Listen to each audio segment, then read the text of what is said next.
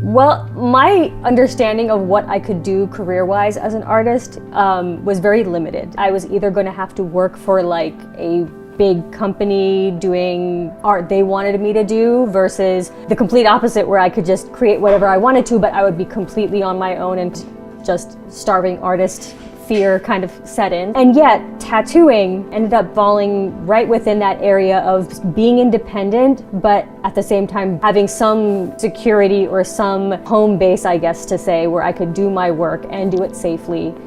Hi, my name is Ruby and I am the shop manager and lead trainer here at Ink Different Tattoos in Philadelphia.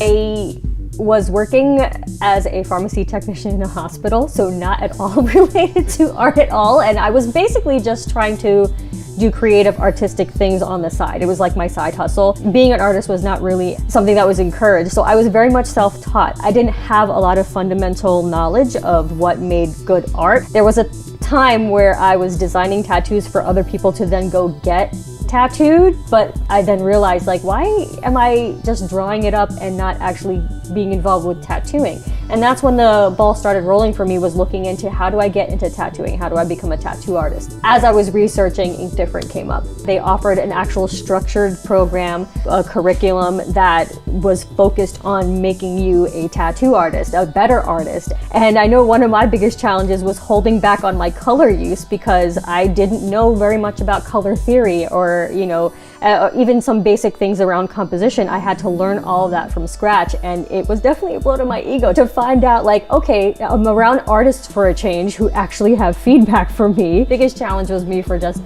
taking on that feedback and not feeling like I was a crap artist.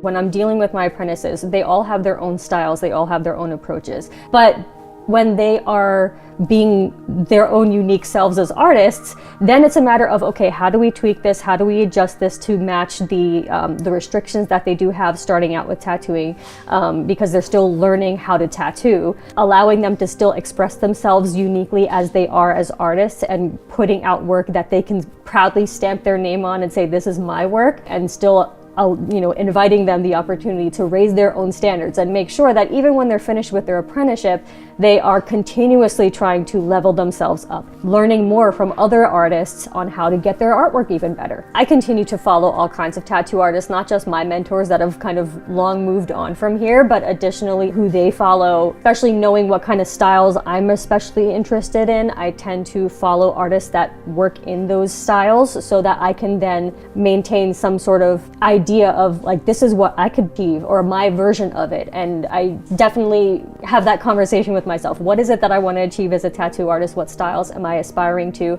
And who is really great in those styles in the industry that I can follow and get inspired by? The second they have a class available, you know I'm about to, like, sign up for that and learn more from them directly as much as possible too.